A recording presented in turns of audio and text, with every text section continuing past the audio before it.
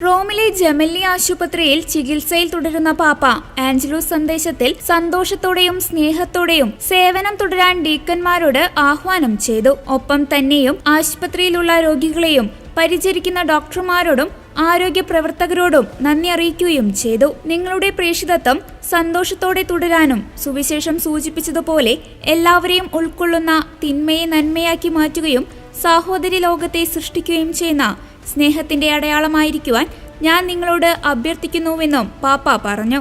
വത്തിക്കാനിൽ നടന്നുകൊണ്ടിരിക്കുന്ന ഡീക്കന്മാരുടെ ജൂബിലിയെ പരിശുദ്ധ പിതാവ് അനുസ്മരിച്ചു. ഫെബ്രുവരി 23 രാവിലെ സെന്റ് പീറ്റേഴ്സ് ബസിലിക്കയിൽ വിശുദ്ധ കുർബാന മധ്യേ നിരവധി ഡീക്കന്മാരുടെ സ്ഥാനാരോഹണവും ഉണ്ടായിരുന്നു. വത്തിക്കാനിൽ നടക്കുന്ന ഡീക്കന്മാരുടെ ജൂബിലിയിൽ പങ്കെടുത്തവരെയും ഡീക്കന്മാരെയും ഞാൻ അഭിവാദ്യം ചെയ്യുന്നുവെന്നും ഈ പരിപാടി ഒരുക്കിയതിനെ വൈദികർക്കും സുവിശേഷവൽക്കരണ ഡിക്കാസ്റ്ററിക്കും നന്ദി പറയുന്നുവെന്നും അദ്ദേഹം കൂട്ടിച്ചേർത്തു.